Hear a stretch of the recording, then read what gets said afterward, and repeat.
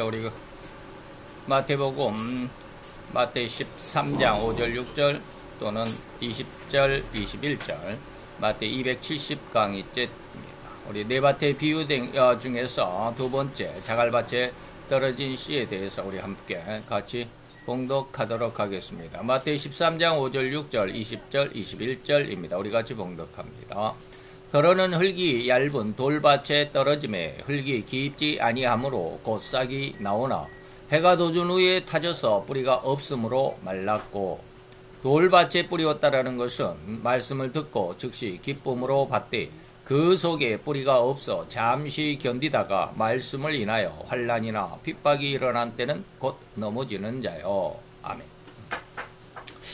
오늘 마태 13장은 예수님께서 우리 성도들에게 천국에 대해, 천국의 비밀에 알려주시는 그러한 아주 귀한, 우리가 흔히 말해서 천국장이라고 말하는 것이죠. 거기에 7가지의 비유가 있습니다. 7가지의 비유가 있는데, 그래서 첫째는 뭐 밭의 비유, 그 다음에 씨의 비유, 그 다음에 겨자씨, 그 다음에 누룩에 대해서, 그 다음에 보화, 밭에 감추어진 보화, 그 다음에 바다의 진주, 그 다음에 그물 속의 물고기, 이렇게 7가지 중에서 우리가 첫째 밭에 대한 비유 속에 밭은 4개의 밭이 있다라고 그러죠. 길가밭, 그 다음에 돌밭, 그 다음에 가시덤불밭, 그 다음에 옥토밭이라고 하는 건데, 두 번째입니다. 우리는 돌밭에 떨어진 씨에 대해서 한번 우리가 생각을 해보는 시간을 갖겠습니다. 이 돌자갈밭은 흙이 좀 있다 이 말이죠. 흙도 있고 돌이나 자갈이 그 속에 많이 들어있다라는 겁니다. 그래서 길가보다는 조금 나아 보이죠. 왜? 흙이 조금 어떻게 보면 뿌리가 내릴 수 있는 굳어져 있지 않는 흙이 있기 때문이다 라는 것이죠. 그러나 결국은 뭐예요? 결국은 길가와 같다는 결론입니다. 열매를 맺지 못한다 이 말입니다. 뭐 결론적인 말씀을 드리면 길가밭이나 돌밭이나 가시덤불밭은 결국에는 열매를 맺지 못합니다.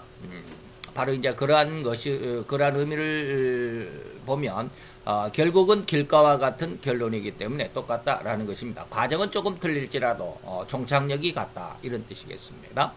다들 잘 아시겠지만 식물은 절대로 흙에서만 자랍니다. 이 흙에는 이미 창조의 시간이 하나님의 성령님께서 수면에 운행하시면서 생명을 키워내는 능력을 부여하셨다라고 말씀드렸고 이렇게 해석할 수가 있습니다. 그래서 창세기 1장 1절 태초에 하나님이 천지를 창조하셨다라고 하시면서 2절에 땅이 혼돈하고 공허하며 흑암이 깊음 위에 있고 아직은 이제 땅이 제대로 정리정돈이 안 된 상황 속에서 하나님의 신은 수면에 운행하셨다. 운행했다라는 것은 암탉이 알을 품는 그런 과정과 같다. 이런 뜻이었습니다. 그래서 식물이 또는 농작물이 자랄 흙의 깊이가 1m 이상은 되어야 한다라는 농업계의 말도 있을 정도입니다. 그래서 예전에 한번 말씀을 드렸죠. 아주 오래전 한 25년, 한 20년, 30년쯤 전에 우리나라에 엄청난 그 뉴스가 하나 전해졌습니다. 일본의 기무라 타쿠야인가요? 농부였는데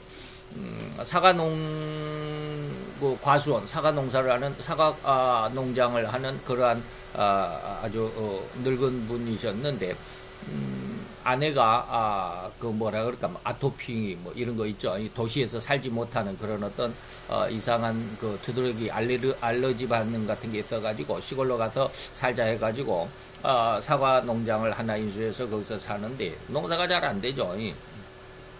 그러다 보니까 왜 그러냐면 이렇게 막 농약을 하고 그러면 이 아내가 이게 어떻게 살지를 못하는 거예요. 그냥 막 두드러기가 나고 숨도 제대로 못 쉬고 그러니까 농약을 할 수가 없어. 그래서 자연농법으로 하자라고 그랬는데 그게 잘 됩니까? 맨날 벌레 먹고 그것도 병이 오고 막 그래가지고 농사가 안 되죠. 그러기를 5년 6년 막 지나가니까 이 제초제도 뿌릴 수도 없죠. 요즘에는 과수원 배나무나 이렇게 과일나무 밑에 제초제를 싹 뿌려버리면 풀이 쫙 다 죽어가지고 아주 깔끔하죠. 근데 그런 제초제도 칠 수가 없죠. 아내 때문에. 그러다 보니까 풀들의 키가 막 사과나무처럼 막 크고 그러다가 한 5년, 6년이 지났는데 너무너무 안 되니까, 그래서 하루는 이제 저 산꼭대기에 돌 위에 올라가가지고 뛰어내리려고, 하다가 잠시 누워서 이제 신세 한탄을 하면서 하늘을 보고 있는데, 갑자기 거기에서 자기 그 과수원에 사과 한 그루가 보였어요. 거기에 사과가 열려 있더라는 거죠. 그래서 깜짝 놀래가지고 이거 웬 사과가 이렇게 열려 있지 하고 딱 내려보니까 사과가 뭐 크지는 않았지만 그래도 조금 이쁘게 열려 있었더라는 거죠. 그래서 그걸로 인해서 이제 다시 한번 해보자 해가지고 한 게 이제 자연농법인데 우리나라에도 상당히 들어와 있습니다. 그런 그 이후로 자연농법으로 키우는 사람이 많고 요즘으로 말하면 유기농입니다. 유기농. 유기농인데 그 굉장하죠. 그래서 기무라 타쿠야시의 사과 농장에서 그 사과는 썩지를 않는다고 그래요. 사과가 썩지를 않아요. 오랜 시간이 걸려도 말라 비틀어지기는 해도 썩지를 않아요. 이제 그러면서 이제 왜 그럴까라고 막 여러 가지 과학적으로 조사를 해보고 연구를 해보고 해도 특별히 뭘 찾아내지는 못하죠. 그런데 이웃 옆집의 과수원의 흙과 그 타쿠야시의 과수원의 흙의 깊이가 다르다. 타쿠야시의 밭의 흙은 밟으면 왠지 모르게 스폰지를 밟는 것처럼 푹신푹신해요. 그러니까 아주 손으로 이렇게 눌러도 조금 들어갈 정도로. 그래서 이렇게 이제 그 연구를 하는 사람들이 땅을 이렇게 쭉 이렇게 호수를, 조그마한 호수를 이렇게 쿡 박아가지고 땅을 이렇게 쑥 끄집어내죠. 그러면 땅이 이렇게 쭉 올라서 한 1m까지가, 땅이 새카마트라는 것은 이제 부엽토거든요. 나쁜, 뭡니까? 중금속에 오염된 흙이 아니라, 매년 한 5, 6년을 그렇게 풀이 그냥 사과나무 높이처럼 컸다가 또 죽었다가 컸다가 죽었다가 하니까 그게 한 5, 6년이 되니까 그 흙들이 그렇게 풀들이 죽어가지고 이제 거름이 되는 거, 두엄이 되는 거죠. 그래서 그러한 상황 속에서 연구원들이 하나를 밝혀낸 게 뭐냐면 그건 한 1m 이상 정도가 땅 깊이에, 땅 흙의 지면에서부터 1m 정도가 그렇게 거름길을 머금고 있더라라고 하는 거죠. 그래서 그때 농업에 이제 연구하는 그런 박사들이 농작물을 할 때 흙의 깊이는 1m 이상은 돼야 되지 않겠나라고 하는 그런 학문 결과를, 연구 결과를 발표하게 돼 있었습니다. 바로 이게 이제 제가 말하는 이제 농업계의 말이 바로 그런 것이다라는 것이죠. 자, 그런데 그러한 속에 돌이나 자갈이 그런 흙 속에 많다고 하는 의미가 뭐냐면 자갈밭이기 때문에 그러한 흙 속에 그런 거름기, 썩은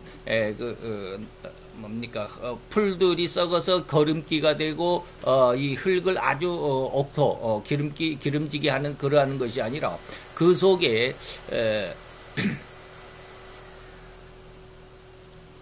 어디 가버렸나?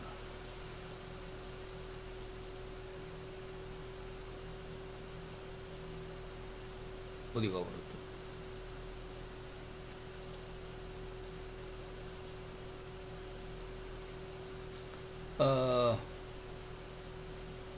여기네요.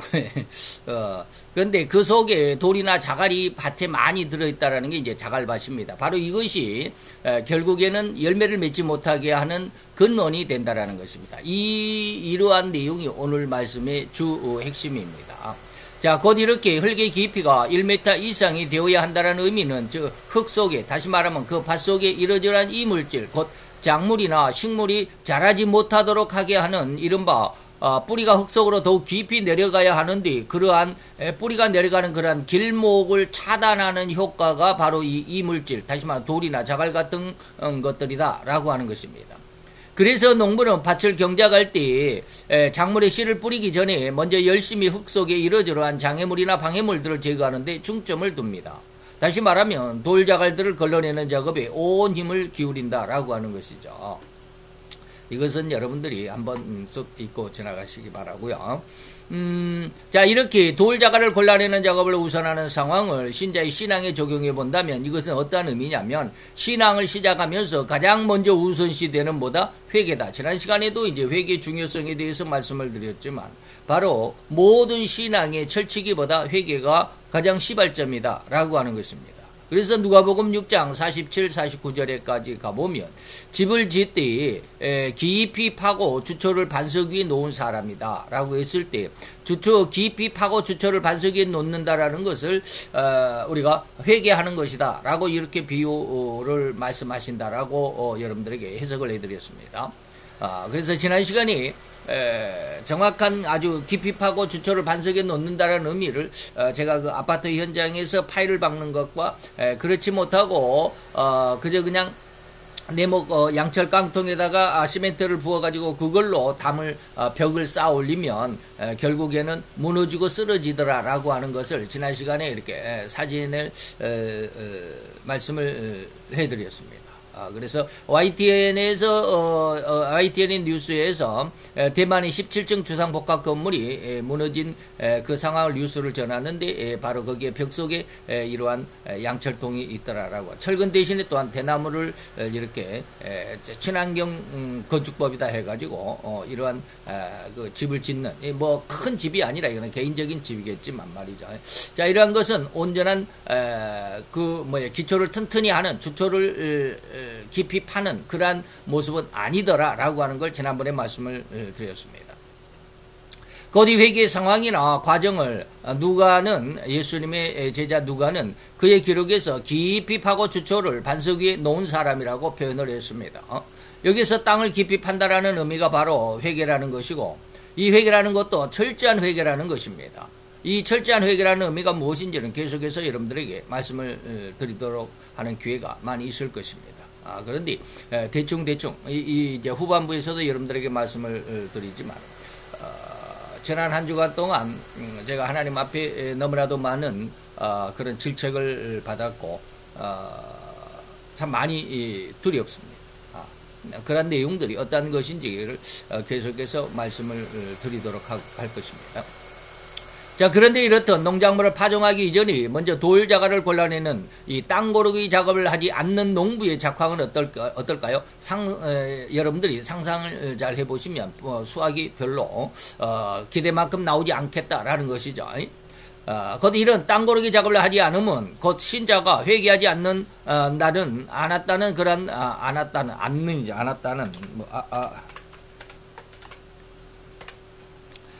회개하지 않았다는 내용과 같은 의미이다라고 하는 것이죠. 그래서 누가는 이러한 회개하지 않는 사람을 다시 말하면 땅을 깊이 파지 않고 주초를 놓지 않는 사람, 반석을 놓지 않는 사람은 듣고도 행치 아니하는 자라는 의미입니다. 그래서 주초가 없이 흙 위에 그냥 집을 지은 사람이라고 비유한 것입니다. 그래서 그 농부의 밭에는 돌자갈이 여전히 많이 들어있어서 작물들이 뿌리를 내리는데 영향을 끼치게 되고 그 깊은 뿌리를 내리는데 큰 장애가 된다라는 의미입니다. 다시 말하면 나중에 이제 우리가 다음 시간에 그 가시덤불 밭에 대해서 더 확실하게 말씀을 드리겠지만 뿌리를 내리는데 영향을 끼친다라고 하는 것은 세상의 재리와 욕심이다라고 하는 것이죠. 여기서는 이제 그냥 뿌리를 내리는데 큰 장애가 된다라는 말씀으로만 드리지만 다음 시간에는 재리와 욕심이 무엇인지도 말씀을 드리게 될 겁니다. 자, 이런 의미처럼 신자에게 회개가 없이 그냥 먼저 신앙생활로 다져진 이러한 신앙이라고 한다면 참으로 책임질 수 없는 그러한 결론, 곧 하나님의 의도의 결론됨이 아닌 자기만의 생각과 자기만의 사상과 자기만의 어떤 삶의 결론에 이르고 되고 말 것입니다. 그들이 하나님 앞에 펼쳐진 심판대에 이르러치면 아무리 예수님의 이름을 또 예수님의 이름으로 또한 능력을 베풀었다라고 자랑할지라도 예수님의 이름으로 많은 사람에게 설교해서 은혜를 끼치고 목회활동을 잘했다라고 자부할지라도 결코 그 모든 결말을 하나님은 즐거워하지 않으신다라는 것을 기억해야 한다라고 하면서 제가 마태복음 7장 21절 23절을 아주 두려운 마음으로 경각하며 마음으로 받으라라고 이렇게 말씀을 했습니다. 아주 자주 말씀드리는 내용이죠. 예수님께서 말씀합니다. 심판대 앞에서 마지막으로 최종 결론적인 말씀을 하십니다. 나더러 주여 주여 하는 자마다 천국에 다 들어가는 것이 아니라 다만 하늘에 계신 내 아버지의 뜻대로 행하는 하늘에 계신 내 아버지의 뜻대로 행하는 자라고 하는 것입니다. 과연 아버지의 뜻이 무엇일까라고 하는 거 우리가 성경을 통해서 정확히 잘 알아야만 하겠죠. 어떤 이제 오늘 이 후반부에 그것을 잘 기록해 놨다라고 봅니다. 그래서 그날에 많은 사람이 나더러 이르되 주여 주여 우리가 주의 이름으로 선지자의 노릇을 했고 목사 노릇을 잘했고 이 말 목회를 잘했고 큰 교회도 세우고 말이죠. 목회 노릇을 잘하고 주의 이름으로 귀신을 쫓아내고 주의 이름으로 많은 권능을 행치 아니하였나이까 하리니 그때 내가 저에게 밝히 말하여 아주 확실하게 말해둔다 말이죠. 내가 너희를 도무지 알지 못해. 나는 너를 뭘로 알지 못해? 예수님 모르는 게 있겠나요? 아니죠. 근데 예수님이 모른다라는 것입니다. 그러면 예수님이 왜 뭘 몰라요? 너를 천국의 자녀로 모른다 이 말입니다. 그러면 반대로 안다라는 것이죠. 무엇으로 알아요? 불법을 행한 자로 안다. 너는 적법을 행한 자로는 나는 몰라. 그러나 불법을 행한 자로는 알아. 그래서 내게서 떠나가라. 예수님을 떠나가라. 예수님께서 떠나가라 하면 어디로 가는 거예요? 지옥의 형벌뿐이죠. 그래서 누가는 이렇듯 회개 없이 신앙생활을 마감하는 자들에게 탕류가 부딪히면 그 집이 무너져서 그 무너짐이 그 파괴됨이 심하다라고 이렇게 선언할 수밖에 없었던 것입니다. 바로 여기 이 자갈밭에 뿌려진 씨가 바로 회개가 없이 신앙생활을 한 자들에 대한 하나님의 비움을 명확하게 인지해야겠죠. 다음으로 이런 자갈밭의 생태를 우리는 또 알아보도록 하겠습니다. 다시 말해서 흙도 있고 돌이나 자갈도 있으니까 때로 씨앗이 잘 자라가 흙이 있으니까 잘 자라가죠. 이런 데는 흙이 있기 때문에 씨가 떨어지면 씨가 빨리 자라고 그래서 아주 좋은 열매를 맺는 것만 이렇게 자라가는데 아주 잘 자라가는 과정은 그렇다 이 말입니다. 그러나 그 흙 속에 자갈이 있고 커다란 돌멩이가 있고 때로는 바위 같은 것들이 저가 버티고 있기 때문에 이러한 상황을 성경학자들은 어떻게 해석을 하느냐면 유대 지역에 밭이 있는데 그 유대 지역은 그 화강석이 많은 그러한 흙에 깊지 않게 화강석이 그렇게 많이 있다. 그래서 흙이 얇다 이 말입니다. 그런 안반들이 있어가지고 그래서 밑에 흙이 1m 이상은 있어야 되는데 1m 정도가 되지 못하니까 아주 흙이 얇죠. 그러니까 흙의 깊이가 얇다 이 말입니다. 그러니까 밑에 있는 돌에 의해서 우리가 흔히 말하면 방에 온돌을 놨는데 이 온돌이 아궁이의 불길에서부터 이렇게 얇으면 어떻게 될까요? 방 구들이 얇으면 빨리 데워지겠죠. 빨리 데워지죠. 근데 두꺼우면 어떻게 해요? 데워지는데 상당히 오래 가겠죠. 이렇게 뜨뜻하게 될 때, 데워지는데 오랜 시간이 걸리면 그 두터운 방의 구들은 어떻게 오래 가죠? 따뜻함이. 데워져 있는 그 방의 두께만큼, 구들의 두께만큼 오래 갈 겁니다. 그러나, 구들이 얇은 것은 뭐예요? 빨리 데워지지만 빨리 식어버리죠. 바로 이런 것입니다. 바로 그런 의미예요. 밑에 안반이 있어가지고 흙의 깊이가 얇으면 그 흙이 빨리 데워지기 때문에 씨앗을 빨리 발화를 시켜요. 따뜻한 기운 때문에. 그런데 오래가지 못하더라 이 말입니다. 이에 따라서 태양빛이 비치게 되면 얇은 흙은 어느 땅보다 빨리 더워지고 그래서 다른 땅보다 빨리 우미틀 수 있는 온도의 조건이 되는 것이죠. 즉 이 사람은 쉽게 데워지는 다시 말하면 은혜를 빨리 받는다라고 할 수 있습니다. 그래서 이것저것 여기저기 열심히 충성하게 됩니다. 이것은 결코 어떤 외형이나 외식으로 그래서 남을 속이려고 하는 것이 아니라 그 사람 자신은 진정으로 받은 은혜를 감사하는 마음이었을 것입니다. 그래서 제가 지난 시간에 이런 말씀을 한번 드렸습니다.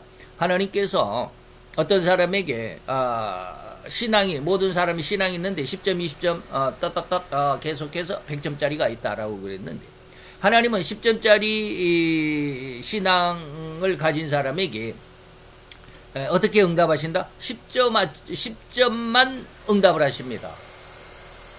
10점만 응답을 해요. 그러면 어떻게 해요? 이 10점짜리 신앙은 어떻게 해요?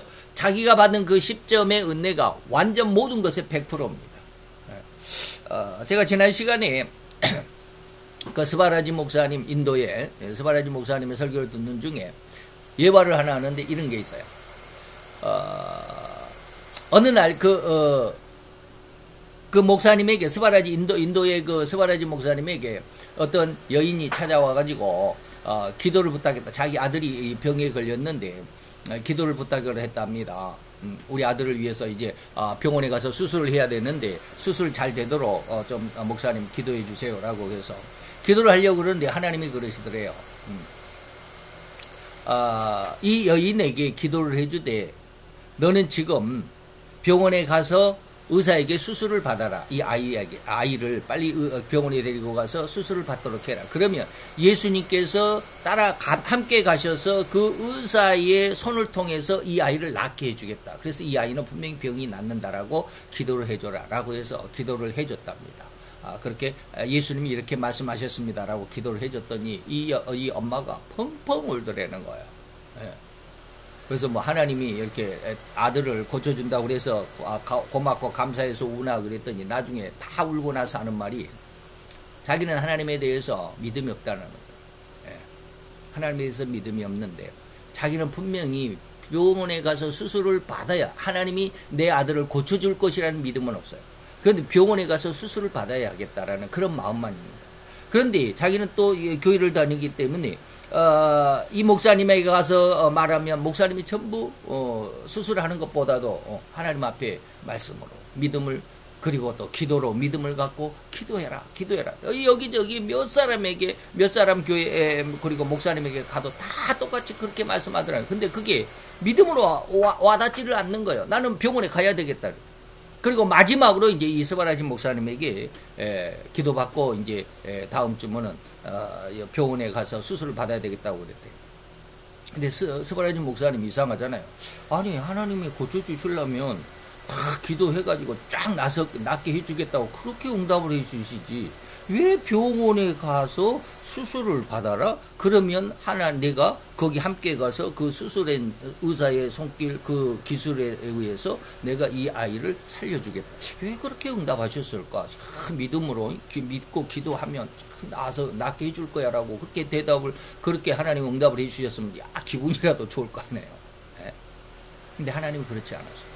그리고 나서 이제 그 아이가 그 다음 주에 병원에 가서 수술을 하고 그리고 이제 그 이후에는 깨끗이 낫다고 그래요.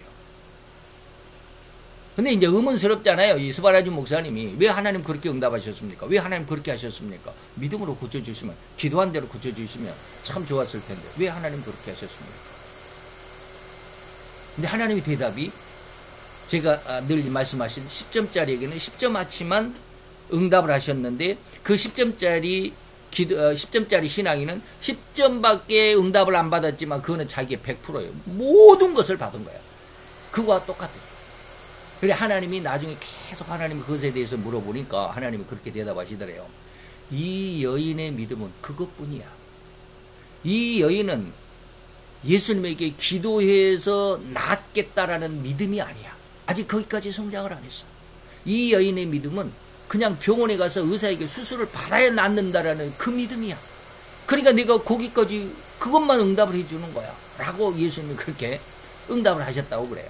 그래서 이제 스바라지 목사님이 하고 이제 그때를 깨달았다고 그러는데 그 설교의 그 예화를 들으면서 내가 말한 그 10점짜리 그게 그거구나 라고 이렇게 했어요. 자, 진정으로 우리는 뭡니까? 받은 은혜를 감사하는 마음. 10점짜리는 10점밖에 못 받았지만 그것이 100%예요. 20점짜리 신앙을 가진 사람은 하나님 앞에 20점짜리 20점어치의 축복밖에 못 받아요. 그런데 20점짜리 신앙은 그것이 자기의 인생의 100%예요. 무슨 말인지 이해를 할 수 있어야 됩니다. 네. 자, 그러나 그가 받은 은혜는 바로 그뿐입니다. 그 순간, 그 상황이에요. 근데 쉽게 말하면 어린아이가 사탕을 좋아하잖아요. 그러면 사탕 하나를 주면 그 아이에게 그 사탕 하나는 최고의 재산이에요. 자기 전 재산이에요. 근데 어른이 볼 때는 그거 뭐 사탕 하나 먹어도 되고 안 먹어도 되고 그러잖아요. 이게 우리 신앙이 그만큼 성숙해야 된다 이런 뜻이기도 합니다. 자, 즉 더 자라가질 못합니다. 자갈밭에 있는 사람은 더 자라가질 못합니다. 자라가려고 하지만 자라가려는 더 성장해야겠다는 의도나 열정 또는 간절함이 없다라는 것입니다. 이게 오늘날 제가 여러분들에게 아까 말씀드렸던 우리의 신앙의 쉽게 말하면 맹목적이다라고 말했을 때 이 맹목이 바로 그거예요. 오늘날 성도들의 신앙이 여기에 딱 멈춰 있습니다. 내 신앙에 나는 응답을 받았어. 거기에 딱 끝나버리는 거예요. 자기가 10점이라는 신앙의 가치가 자기는 10점이라는 것도 몰라요. 내가 20점짜리 신앙이구나 이것도 몰라요. 그저 자기가 받은 은혜가 하나님 앞에 너무 큰 거야. 예, 자기 생각에는 그게 큰 거야. 그래서 더 자라가려고 하지 않아요. 더 자라갈 의도가 없어요. 생각이 없어요. 그런 간절함도 없어요. 왜? 자기가 받는 것보다 더 큰 하나님의 은혜가 있다는 걸 모르기 때문이다 이런 뜻이에요. 자, 성도 여러분은 호세아가 하나님의 심정을 대신해서 호소한 내용을 아십니까? 뭐요? 내 백성이 지식이 없으므로 망한다.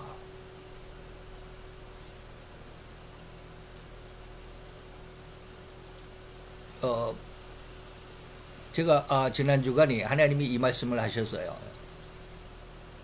그래서 아주 마음에 큰 충격을 받았어요. 내 백성이 지식이 없어 망해. 제가 언젠가 몇 주 전에 그런 말씀을 한번 드렸습니다. 어느 직장 신우회의 나라를 위한 그 주사파의 그 내용에 대해서 우리 신앙 안에 그 반기독교적인 복음이 있다. 주사파, 공산주의 또는 좌파적인 그 신앙이 있다라는 걸 이렇게 알려주시는 그 목사님의 동영상을 올렸더니 그 신우에서 우리는 참 오로지 신앙을 중심으로 하는데 그런 정치적인 색채를 올리지 않았으면 좋겠습니다라고 해서 제가 내렸다고 그랬잖아요. 오늘날 성도들이 그래요.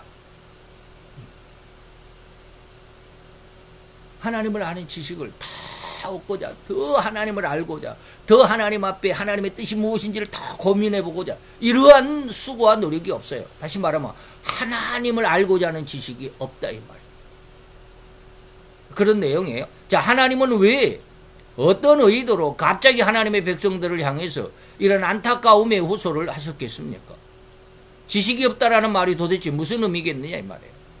곧 이 지식은 절대로 하나님을 아는 지식, 하나님의 진의를 알고자 하는 그런 지식이 없다라는 겁니다.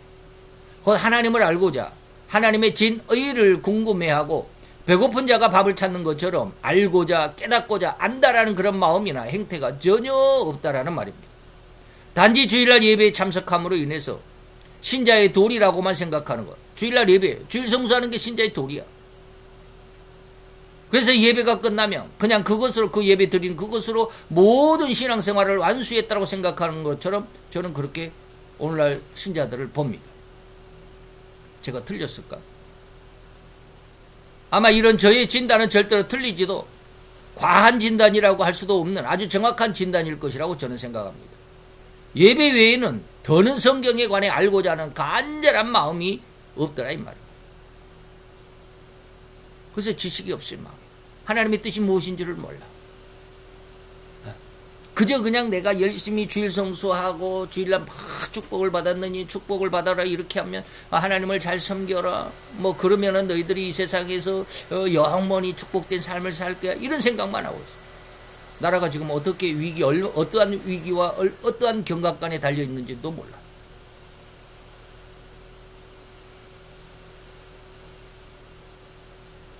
목사가 앞장서 가지고 대통령의 부인에게 명품백을 건네주는 그런 함정 촬영도 하고 말이에요. 목사가 그랬대. 지금 윤석열 대통령의 부인 김땡희 여사에게 몇 년 전에 그걸 인제사 그 영상을 그 영상을 인제사 이렇게 퍼뜨려 가지고 지금 특검하자라고 난리법석인데 어떤 목사가 그랬대. 어떤 목사가 그 김땡희 여사에게 다가가가지고 명품백을 건네주면서 그것을 촬영을 하는 거예요. 자기 뭐 어디에다가 자우지간 뭐 영화 보면은 뭐 여기 옷에 여기 단추에다가 이렇게 아주 작은 카메라 들고 이렇게 바디캠처럼 이렇게 하면서 뭐 어떻게 촬영을 했는지는 모르지만 그럼 명품백을 건네는 것 그리고 그것을 김땡희 여사가 그걸 받는 것 이런 것은 뭐예요? 뇌물수수라는 거죠. 그래서 그것을 촬영을 한 거예요. 그리고 그걸 지금 퍼뜨려가지고, 대통령 부인이 뇌물을 받았다 해가지고. 옛날에 노무현 대통령이 왜 죽었어요? 그 부인 권땡숙 여사가 시계를 받았잖아. 그 시계가 얼마짜리? 2억 원짜리래. 무슨 메이커는 모르지만 그걸 받았다 해가지고 검찰 수사 받다가 자기 집 뒷산에 올라가서 떨어져서 죽었잖아요. 전혀 그런 어떤 흉악한 계획에 의해서요. 하나님의 역사가 어떻게 나타나는지에는 관심이 없고 세상 속에서 어떤 명예를 얻고 권세를 얻고 누가 이렇게 해주면 내가 얼마만큼 돈을 줄게. 그런데 목사들이 그런데 이용을 당하고 있는 안타까운 모습. 예배 드리는 것 외에 하나님의 뜻에 대해서 성경의 뜻에 대해서 전혀 알고자 하는 간절한 마음이 없다. 이런 의미가 왜 중요하고 진정한 하나님의 진리인지는 사도행전을 기록한 사도 바울의 외침에서 밝혀집니다. 여기 이제 세 군데 교회입니다. 베레아 교회, 베레아 사람은 데살로니카에 있는 사람보다 더 신사적이다. 데살로니카 교회는 뭐요? 여기에 믿음의 역사가 있고요. 믿음과 사랑의 수고, 사랑과 그 다음에 소망의 인내, 믿음과 소망과 사랑에 풍성했던 교회예요. 근데 갈라디아 교회는 뭐요? 이러한 성령의 열매 9가지가 풍성했던 그런 교회예요.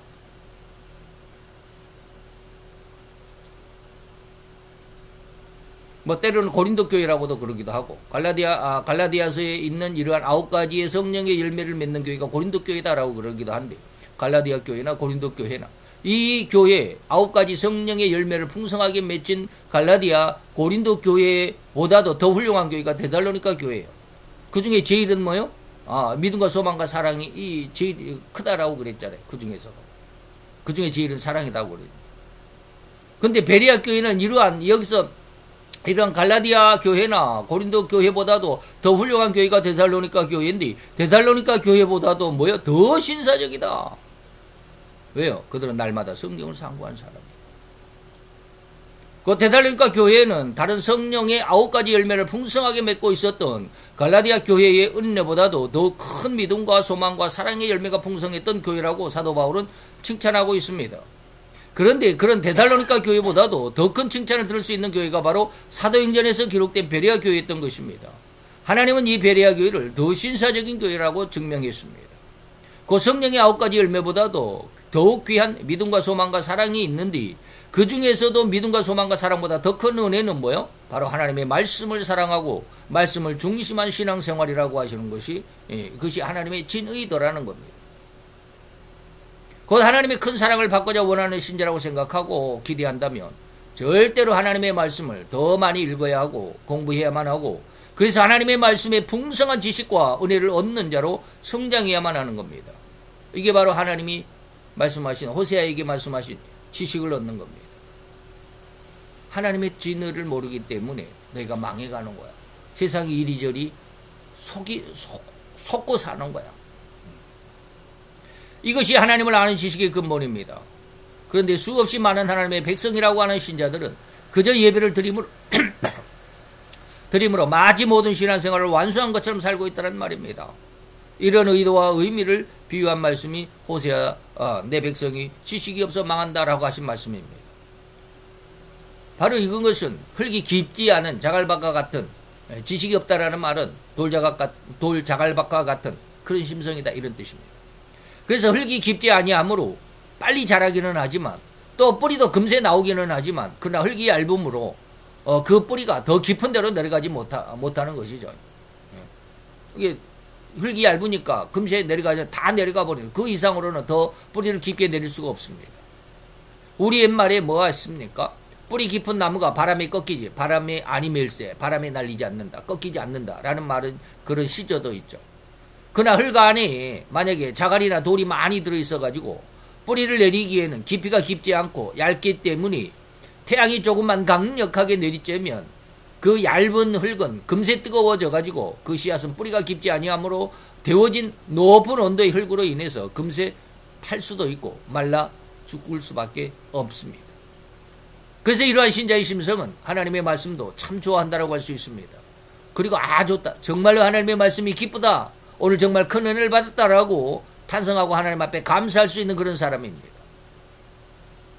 그러나 그 감동은 그것뿐이에요. 좋아하는 심성 속에는 아직도 돌과 같은 것들 세상 속에 있는 세상의 이권 야망 욕망이 너무나도 많이 들어있기 때문에 이 돌들을 다 드러내야 할 텐데 드러내지 못하고 있습니다. 다시 말하면 세상의 욕심 다음 시간에 말씀드린다고 그랬습니다. 재리와 욕심이라는 게 뭔가 바로 이런 것들, 부귀와 공명, 이런저런 욕심들이 이 돌과 같은 것들입니다.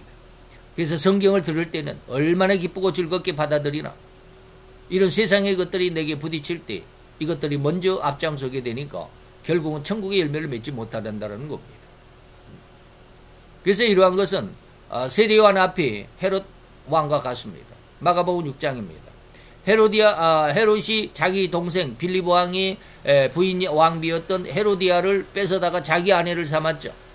헤로디아가 그래서 그것을 지적한 세례 요한을 엄청나게 미워했죠. 헤로디아가 요한을 원수로 여기서 죽이고자 하지 못하는 것은 헤롯 왕이 말이죠. 요한을 의롭고 거룩한 사람으로 알고 두려워해서 보호하고 있었더라 이 말. 그러면서 때로는 헤롯이 세례 요한의 말을 들을 때 크게 번민을 느끼면서도 달게 들입니다. 말씀대로 살아야 할 텐데 뭐 저도 지금 역시 마찬가지지만 말씀이 참 하나님의 말씀은 그런데 근데 그렇게 살지를 못하고 그저 육신의 욕심대로만 살아가라.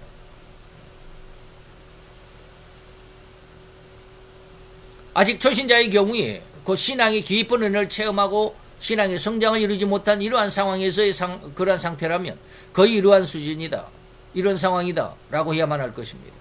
그래서 신앙은 절대로 성장해야만 하고 성장하는 것이라고 이미 많이 말씀을 드렸습니다.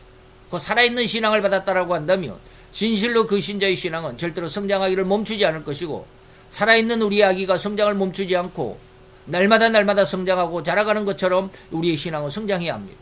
그러나 반대로 성장하지 않는 아이는 뭐요? 그냥 죽은 아이일 뿐입니다. 그래서 언젠가 한번 그런 뉴스가 있었어요. 아주 큰 장애를 가지고 있는 아이를 낳았어요.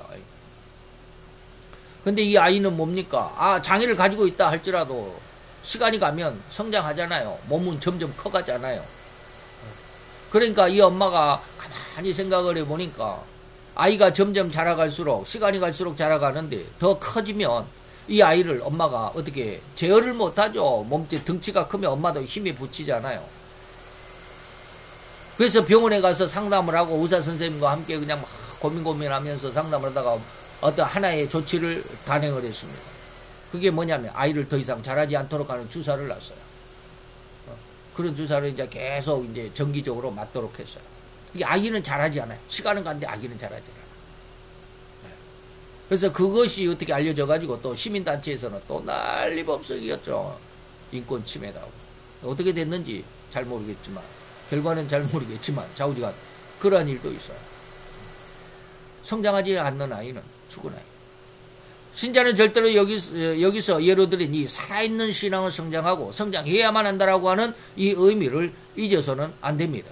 반드시 신자의 신앙은 성장해야만 합니다. 그리고 성장한다는 의미는 성경을 더욱 사모하고 알고 싶어하고 공부하고 싶어하는 그 간절함이 있다라는 점을 기억하시기 바랍니다. 이게 바로 의에 줄이고 목마른 자의 모습입니다. 절대로 의, 곧 성경과 예수님과 하나님의 복음이고 이 천국에 대한 호기심에 더더욱 공부하고자 간절함을 느낄 수 있는 그 마음이 진짜 살아있는 성령에 의한 새로운 생명을 얻은 자의 심성입니다. 갈증을 해소하고자 물을 찾음과 같고 배고픔을 해결하기 위해 밥을 찾는 심정과 같다라는 의미입니다. 그래서 배고픔을 해결함과 같이 배부름의 축복을 얻게 된다는 약속이고, 갈증을 해결하기 위해 간절함에 의해서 물을 얻어 마심으로 갈증이 해소되고 시원함을 온몸에 느끼고 안심과 기쁨을 얻는 것 같은 결과를 얻는 것이 바로 축복입니다. 그래서 누가복음 10장에 보면 누가복음은 나사로의 두 여동생 중에 마르다와 마리아가 있는데 마리아의 모습과 같습니다. 나사로에게 마리아라고 하는 마르다에게 동생 마르다라고 하는 이름의 한 여인이 있었는데 그 마르다에게는 또 마리아라고 하는 동생이 있습니다. 이 마리아라는 항상 주의 발 앞에 앉아서 예수님의 말씀을 경청하여 듣고 공부했던 여자입니다. 언니 마르다는 예수님과 그와 동행했던 12명의 제자들을 대접하고자 너무나도 바쁜 시간을 보내고 있었습니다. 그래서 누가복음 10장은 헌신하는 마르다의 모습을 볼 수 있습니다. 그런데 동생 마리아는 그 바쁜 시간이 지금 막 12명 그리고 예수님과 13명 그리고 자기 오빠 14명 그리고 자기 둘 해서 16명 16인분의 식사를 해야 되니까 얼마나 바쁩니까? 갑자기 들이닥쳤으니까. 그런데 그 바쁜 시간이 예수님의 무릎 앞에 앉아서 하나님의 복음을, 천국의 비밀들을 알고자 예수님의 말씀에 간절했다는 의미입니다.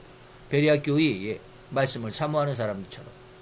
그러나 성경을 어느 정도 알고 있을지라도 그 성경에 대한 정확한 하나님의 의도에 간절한 배고픔이나 갈증을 느끼지 않았던 예수님 당시의 성경 박사들은 예수님을 단 한 사람도 영접한 사실이 없었다라는 사실로 이러한 사실을 충격으로 받아들일 수 있어야 합니다. 대제사장 같은 이는 예수님을 앞에 두고도 알아보지 못하고 오히려 자기의 옷을 찢으면서 예수님을 사형에 내주고 마는 어처구니 없는 일을 단행했음을 보지 않는가 이 말입니다. 마태복음 26장에 예수님의 재판의 현장이 서 있습니다. 예수님께서 가라사대 내가 말하였느니라. 그러나 내가 너에게 오늘날 명확한 비밀을 일러줄 텐데 인자가 하나님의 권능의 우편에 앉은 것과 하늘의 구름을 타고 오는 것을 너희가 볼 거야. 예수님의 재림에 대한 내용입니다. 그랬더니 이러한 말을 들은 대제사장이 자기 옷을 찢으며 아주 큰 소리로 외쳤다. 예수 저가 참남한 말, 하나님을 능멸하는 말을 했다. 어찌 더 증인을 요구할 건가? 보라, 지금 너희가 이 참남한 말을 들었잖아. 너희 생각이 어떠냐? 대답하되 수많은 이스라엘 백성들이 뭐라? 예수를 사형에 해당해라. 사형에 내줘라.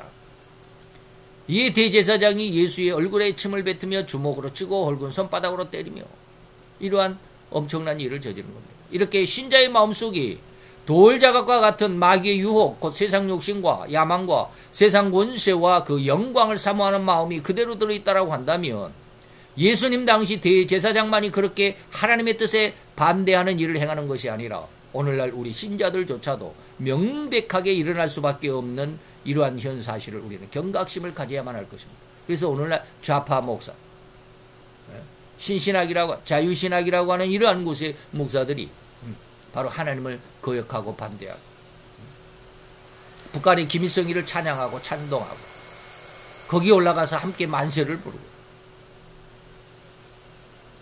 이러한 사람들이 지금 나라의 대표가 되겠다라고 지금 내년 이제 4개월 후에 국회의원 선거가 있는데 그건 다 알림없어요. 한 사람을 대학생 때 한 사람을 오해해가지고 그 사람을 데려다가 정부의 스파이라고 해가지고 물고문하고 몽둥이로 두들겨 패갖고 죽인 사람이 있어요. 전남대 소속이죠. 아마 전남대에서 일어난 일일 거예요. 지금 생각해도 제가 늘 몇 번 말씀드렸지만 70년대 말 제가 78년도 고등학교를 졸업했어요. 그러니까 제대로 대학을 갔다면 78년도에 대학을 갔었을 겁니다. 전남대학을 봐가지고 떨어져가지고 조선대학교 전문대학을 제가 넣어가지고 1차는 합격을 했어요. 근데 2차 시험을 제가 안 봤어요. 다행이죠. 그때 그 대학을 갔더라면 아마 그 동아리 활동에 저도 빠졌을지도 몰라요. 그런 사람이 지금 그렇게 사람을 물고문하고 몽둥이로 때려서 정부의 뿌락치라고 간첩이라고 정부의 스파이라고 이렇게 해가지고 그게 그 얻어맞은 학생이 죽어버렸어. 그래가지고 5년의 형을 받아서 살고 나왔던 이런 사람이 국회의원 되겠다라고 지금 신청을 해가지고 그것 때문에 또 난리법석이었잖아. 전라도 진도 완도 지역에 국회의원으로 나가겠다라고 신청을 했다가 허락을 받았어. 그랬더니 또 난리법석을 했죠. 저런 살인자가 어떻게 국회의원이 됐냐 해가지고 그 다음날 허락한 것을 다시 번복을 했어요. 이런 일들이 지금 엄청나게 많아요. 하나님의 뜻이 무엇인지를 몰라요. 물론 그 사람들은 목회자가 아니기는 하지만 근데 그러한 곳에 동조하는 목회자들이 의외로 많다라는 거예요. 의외로 많아요. 아까 말씀드렸던 대통령의 부인 김땡희 여사의 쉽게 말하면 함정을 만드는데 누가 동원됐어요? 목사가 동원돼. 그 목사가 누군지는 모르겠지만 목사가 동원돼. 그래서 어제까지 교회에 나와서 충성한다고 했지만 오늘은 완전히 딴 방향으로 과연 저가 그동안 교회에 나왔었는지 안 나왔었는지조차 믿음이 있었는지조차 알 수 없을 정도로 그가 타락해버린다라는 이러한 사람으로 변해버린다라는 이것이 바로 그 속에 자갈밭에 다시 말하면 그 속에 돌과 자갈이 들어있는 돌자갈밭과 같은 그런 심성의 그런 신앙의 모습이다 이 말입니다. 그래서 하나님은 신자의 신앙이 성장해야만 하는 과정이 절대로 예수님의 십자가와 함께 성령님의 3대 책망을 준비해 두셨다는 이 사실 늘 말씀을 드렸습니다. 더욱 성령님의 이 3대 책망에 함께할 수 있기를 더욱 간절하게 기도하고 간구해야만 옳다라고 강력하게 축원해 드리는 바입니다. 이게 요한복음 16장 늘 말씀드렸던 그가 와서 죄에 대해서 의에 대해서 심판에 대해서 세상을 책망하실 때 이 책망을 들어야만 한다. 아멘. 절대로 이 성령님의 3대 책망으로 인해서 충만한 은혜로 전환되는 은혜 얻기를 축원해 드립니다. 죄에 대한 책망으로 성도는 청결함의 은혜를 얻을 것입니다. 곧 로마서 8장 1, 2절에 다시는 정죄함이 없는 거룩함으로 거듭나게 될 겁니다.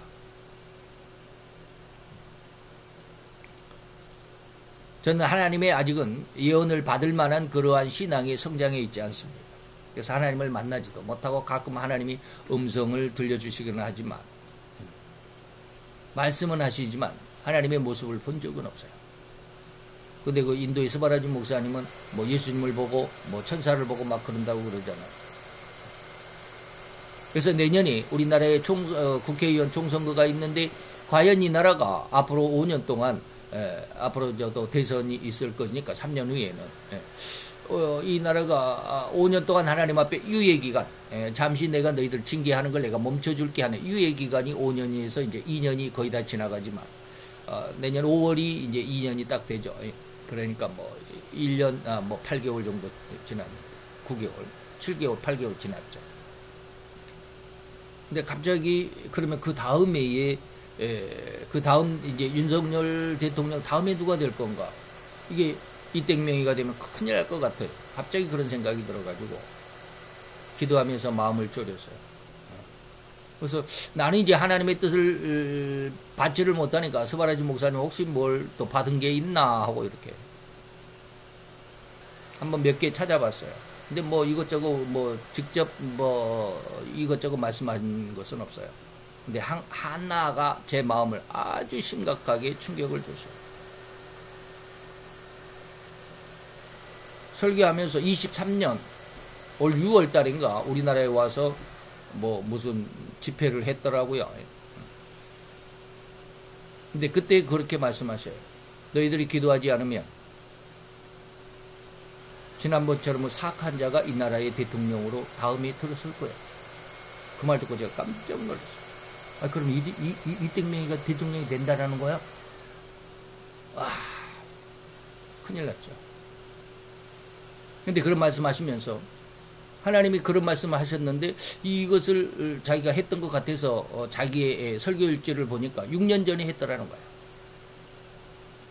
거예요. 박근혜 대통령 탄핵 당했을 때 3월 달에 탄핵됐죠. 2017년 3월 10일 날 탄핵이 되었습니다. 대통령에서 쫓겨났습니다. 그리고 4월 10일부터 13일까지 상암도 운동경기장에서 스바라지 목사님의 대성회가 있었습니다. 그리고 5월 10일 날 문땡인 씨가 대통령으로 취임을 했습니다. 한 달 간격이죠. 3월 달에 탄핵을 받고 4월 달에 부흥회가 있었고 5월 달에 문땡인 씨가 대통령으로 들어갑니다. 그때 4월 달에 한 달 전에 이 말이죠. 문땡인 씨가 대통령으로 오기 전에 한 달 전에 무슨 예언이 있었다고요? 이 나라의 다음 대통령은 사악한 자가 올 건데 저는 중국에 굉장히 친근할 것이고 이 나라를 북한으로 끌어갈 것이다 라는 하나님의 환상을 주었다고 그랬습니다. 그것을 똑같은 말씀을 이번에 6년 후에 이번에 줬다고 그래서 깜짝 놀랐습니다.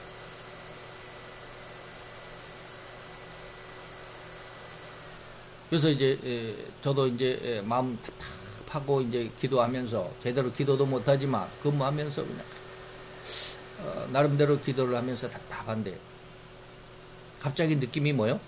3년의 여유가 있다. 앞으로 3년의 여유가 있어. 그동안 너희가 기도해라. 그래서 제가 앞에다가 지금 오늘 온 거를 오늘 제가 아침에 새벽에 제가 이렇게 조금 바꿨는데 아까 호세아서에 대한 내용을 제가 앞에 오늘 새벽에 넣은 겁니다. 그때 이제 스바라지 목사님이 그래요. 세상에서 역사가 세 가지로 이루어진다. 하나는 하나님의 뜻에, 하나님은 마귀의 뜻에 의해서, 하나는 인간의 결정에 의해서. 근데 인간의 결정에 의해서 모든 것이 결판납니다. 인간이 하나님의 뜻을 쫓아가느냐, 마귀의 뜻을 쫓아가느냐. 결정은 너희들이야. 그런데 그 결정한 것에 대한 책임은 너희들이야. 너희가 선택하고 너희가 결과에 책임을 져야 돼. 하나님은 세상을, 이 나라를 민주와 자유로 끌어가기를 원해. 그러나 마귀는 이 공산주의로 그리고 아주 흉악한 것으로 끌어가기를 원해. 근데 너네 어떻게 선택할래? 너희가 앞으로 3년 동안 기회가 있어요. 제 느낌이 그거야. 그래서 제가 지식이 없어 망한다라는 말씀을 어제 받았어요. 그래서 오늘 아침에 제가 이렇게 조금 수정을 했는데.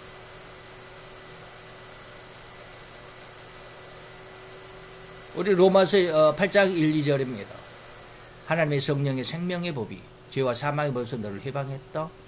이 은혜가 성도에게 있어야만 하고 이런 성도가 나라를 위해서 기도를 해야만 해. 그래서 제가 아까 서두에 그런 말을 굉장히 강조를 했습니다. 그냥 주일날 예배 드린 것으로 끝나. 더 이상 하나님의 뜻이 무엇인지를 몰라. 알고 싶어 하지도 않아. 알고자 하지도 않아. 알고 싶지도 않고 알고자 수고하고 노력하지도 않아. 그냥 주일날 예배 드리고 그냥 11조 헌금하면 나는 땡이야. 나 잘 살먹고, 그러니까 현재 잘 먹고 잘 살면 돼. 더 이상 뭘 바래? 이거요. 근데 하나님은 로마서의 13장에 뭐라고 그랬어요? 너희 정치 주도자를 위해서 뭐하라? 기도해야 돼. 기도해야 돼. 너희가 기도하지 않으면 사악한 사람이 대통령이 될 거고 너희들이 기도하면 사악한 자를 내가 막아줄 거야. 라고 하는 거야.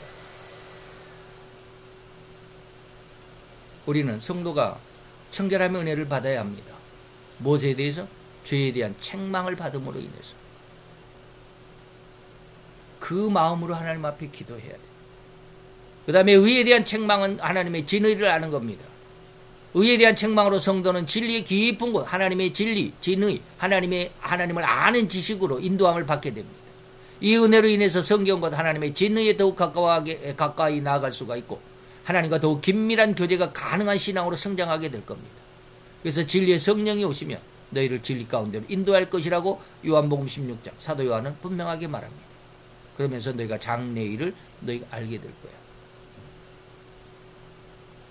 그리고 심판에 대한 책망으로 성도는 세상을 이기는 권능을 얻게 될 것이고 사도행전 1장 8절과도 같이 땅끝까지 주님의 복음만을 증거하고 증명하는 진정한 증거자가 되고 전도자가 될 것입니다. 이 은혜 안에서 우리가 자갈밭과 같은 그러한 우리의 심성을 하나님 앞에 정말로 절실하게 처절하리만큼 하나님 앞에 내어놓는 귀한 은혜가 있어야만 할 것입니다. 이 은혜를 잘 기억해 주셨으면 정말 고맙고 감사하겠습니다. 기도하겠습니다. 할렐루야. 주님, 오늘도 여호와의 귀한 은혜와 은총을 감사드리나이다. 주의 영광 앞에서 아름답고 귀한 하나님의 백성이 하나님의 귀한 사랑으로 말미암아 하나님 앞에 영광을 돌리고자 하는 귀한 심성들, 아버님의 저들을 불쌍히 여기시고 저들을 더 귀하고 또한 더 귀하게 여기셔서 하나님 늘 저들의 심령을 붙들어 주시고 하나님 말씀 안에 성장하게 하시며 말씀의 깊은 진리 안으로 아버지며 인도하셔서 인도함을 받는 저들의 모습이 될 수 있도록 주님 역사하시고 내를 도하여 주옵소서. 오늘도 주의 말씀 안에서 우리 자갈밭과 같은 우리 심성 속에 들어있는 이 약함과 세상의 재리와 아버지의 욕심과 야망과 세상 모든 권세와 그 명예를 탐하는 이 안타까움 속에서 우리를 구원하사 다시 하나님의 그 생명의 진리의 법으로 생명의 성령의 법으로 죄와 사망의 법에서 완전히 해방되는 자유함을 얻을 수 있는 귀한 심성들로 성장케 하여 주옵소서. 예수 그리스도 이름으로 감사와 기도드려 싸움나이다. 아멘.